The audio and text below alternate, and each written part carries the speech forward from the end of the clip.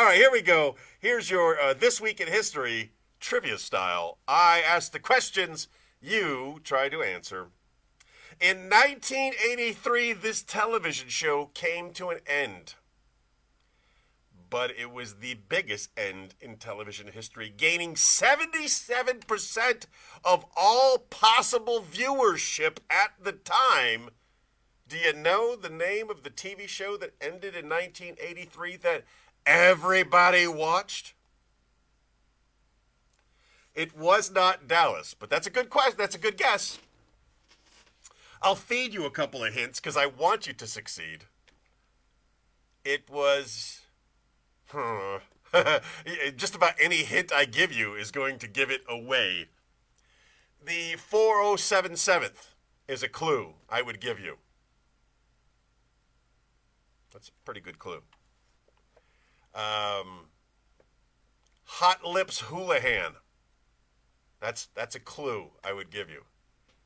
But she was hot. She had hot lips too.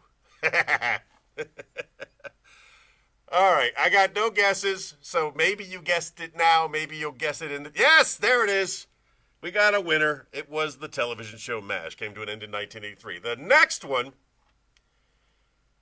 this is the name of the first black Oscar winner. And if you are thinking Denzel Washington, you are wrong. Long before 1940, this woman won an Oscar for her role in Gone with the Wind. Anybody know who it is? This is an important piece of trivia that you should always have in your back pocket. Like, you could always pull it out. It's not Laurence Olivier. He was not black. Letting the clock tick away for a couple of seconds. I'm glad Brian's not here today because Yes, Haiti McDaniels is the correct answer. James, 2 for 2. In 1961, this organization was formed. I want you to name the president who signed the order.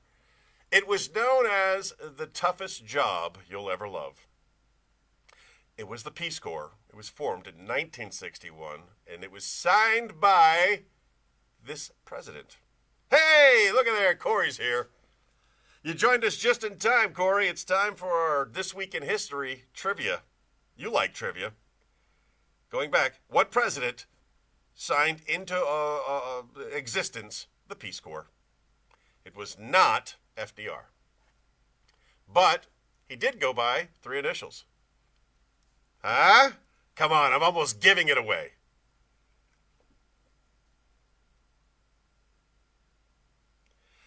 I can't be silent.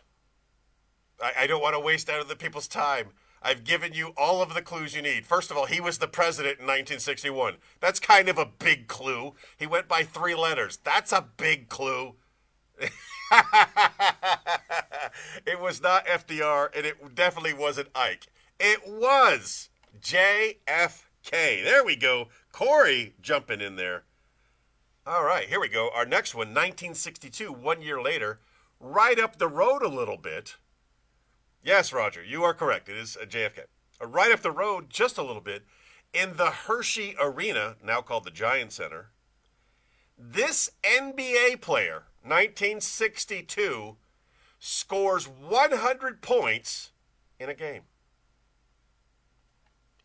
100 points in a game, Hershey Arena, right up the road there.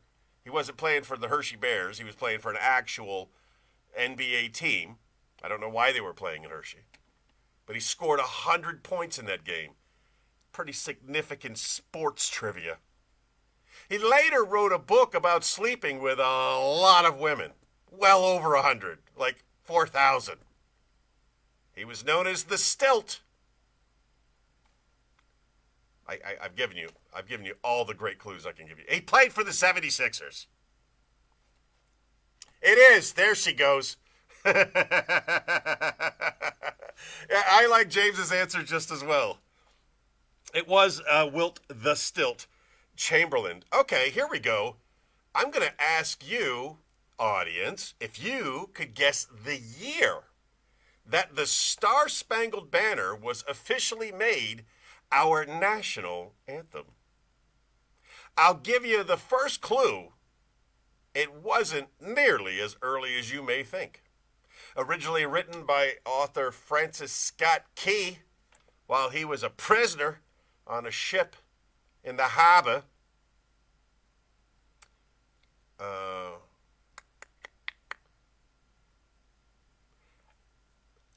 We'll do a higher, lower. We'll do a higher and a lower, okay? You throw out your guess, and I'll give you a higher or lower. What year did the Star-Spangled Banner become our national anthem? It is higher, James. It is higher than 1902.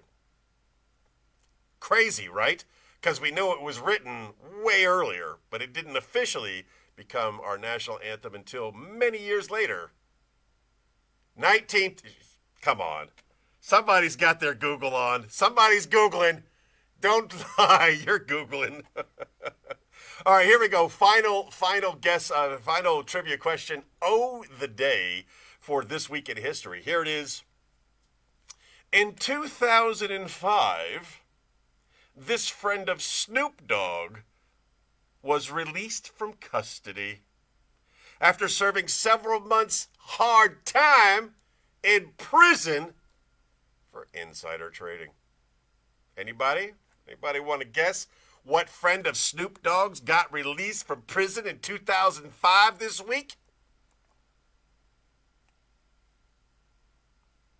It was Martha, of course. I mean, if I asked you about other friends of Snoop Dogg, would you know? No, we don't know. We know Martha and Snoop, they roll together. Hard times. Ladies and gentlemen, 17 minutes. 27 minutes. No, 17. That's good. We try to keep it right around 15 minutes, and then I chop this up later into smaller episodes, but that is it. That's the supplemental. It's a good time. We have a little fun with it. We do your national days of the week. We do This Week in History as a trivia. And of course, we promote local things that are happening. That's what we do on the supplemental. Now, I'm going to go rest my voice because I am taping this week's episode of The Lunsby Show in just a couple of hours. As always, I remind you, just be the best person that you can be. And if you were a great person today, be an even better person tomorrow. Chick Bruce sends her love. And I'm out.